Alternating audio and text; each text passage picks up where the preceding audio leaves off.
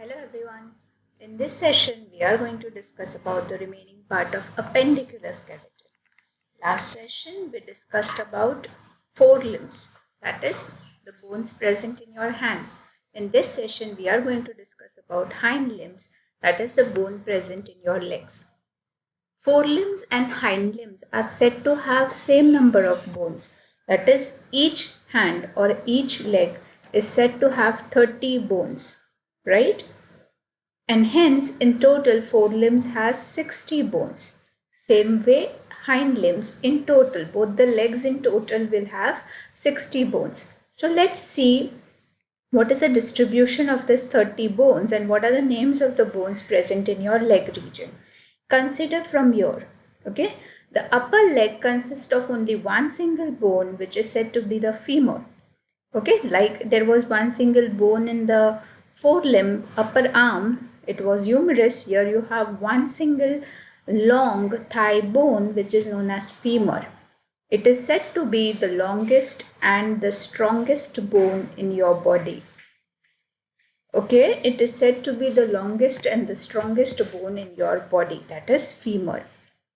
After that, you have two bones in your lower leg, fibia, or it is also known as fibula, and tibia. Okay, two lower leg bones, tibia and fibula.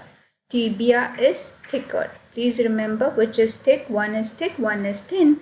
As you see in the image also, fibula is thin, whereas tibia is thick. Then you have 7 bones in the ankle region. Like you had 8 bones in your wrist region, right? Which were known as carpals in your hand. In the same way, in your ankles, you have 7 bones and they are said to be tarsals. Okay, there were carpals in your hand. In legs, they are said to be tarsals. And remember, you have only 7 instead of 8 in your legs. Then you have 5 bones of your foot, which are said to be metatarsals. And finally, you have 14 bones in your toes, which are said to be phalanges. Okay, so same distribution as your hands. One in the upper arm, femur, tibia, fibula. Tibia is thicker. One difference here is there is 7 bones, that is tarsals. 5 bones in the foot known as metatarsals, foot here. And finally in your finger you have 13 bones which are said to be phalanges. Then this will count to be 29 only. Where is one bone present? Yes, the one more bone which is in additional, not in the ankle region but somewhere present in your knee region, that is kneecap. Okay, it is kneecap, also said to be patella. So this bone, the wrist bone, which is counting to 7 only, in hand it was 8, here it is 7, the additional one bone is present in your knee region, which is known as kneecap. You might have heard people saying that my kneecap is injured or my kneecap is harmed. So what is a kneecap? There is a bone preventing your knee from any kind of injury, and that kneecap is one bone present in your one leg, one hind limb. So both the hind limbs you will have 2 patellas. Okay, the kneecap have a special name, that is patella. Okay, so remember, please don't write your 8 because we generally tend to remember whatever is present in forelimbs is present in hind limbs also, but that is not the case. In hind limbs you have one difference, that is there are 7 bones in your ankle region and 1 bone is in your knee region, that is said to be kneecap or patella. Okay, and the names are somewhat different. Femur, tibia, fibula. Tibia, T for tibia, T for thick. Okay, you can remember that way also. Tarsals, metatarsals, phalanges, which counts to 30 in one leg. Both the legs it will be 60 bones. Okay, then we move to the last part of the appendicular skeleton, which says that forelimbs are having 60 bones, hind limbs are having 60 bones, that is 120. Now where are these more 6 bones? So we also said that this appendicular skeleton consists of bones present in your shoulder region as well as your hip region. The shoulder region has a biological name which is known as pectoral girdle. Please do not get confused. Okay, shoulder region is said to be pectoral girdle, whereas the hip region is said to be pelvic girdle. So I'll just write here, pelvic is hip and pectoral is your shoulder region. Now just touch your shoulders and see. I'll show you. See, if you touch your shoulder, you know you have a collarbone near your neck.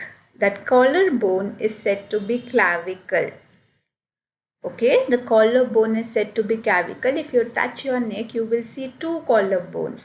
And if you touch behind, you will see some triangle shaped bone present. If you have noticed, in some people, this triangle shaped bone little protrudes outside their body.